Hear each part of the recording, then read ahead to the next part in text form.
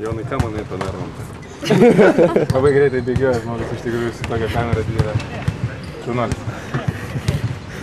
Kokios nuotaikos prieš rungtynės Serbijoj? Kokios nuotaikos gali būti. Eisim kažkiek tai stengsimės, ne kažkiek, o stengsimės kovoti, sužaisti tas varžybas, kuo galima garbingiau ir viskas. Čempionatas mums baigėsi tokios ir nuotaikos. Visi galvojam apie ateinantį sezoną, visi per kelias dienas turim prisistatyti klubus, tai va tokios ir nuotaikos. Kaip manai, ar greit pavyks pamiršti tai, kad buvo čia Lenkijoje?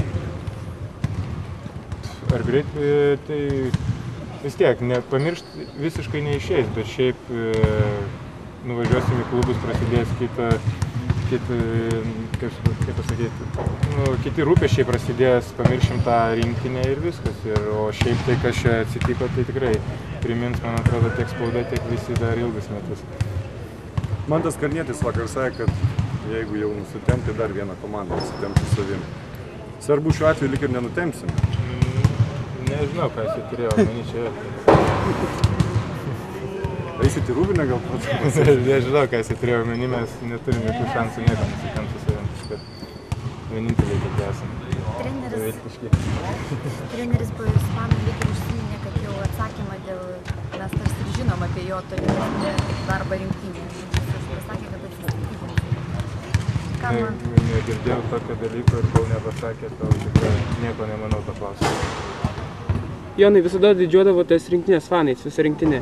O jeigu rytoj fanai bus tylūs per varžybas, būsi nustebę ar nusivylę kažkaip?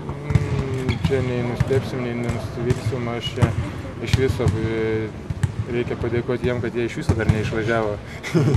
Iš karto po Vroclavo, kad jie dar neįsiskirstė, reikia jiem padėkoti, o jeigu jie dar rytoj ateis mūsų palaikyti, tai tik tai didelis ačiū jiems ir man atrodo, kitais čempionatais stengsimės dar atsidėkoti jiems už palaikymą, nes manau tikrai čia apskritai ne visi šitie fanai, bet visi žmonės, man atrodo, Lietuvoje supranta ir mumis tikrieji fanai palaiko, kas bebūtų komanda.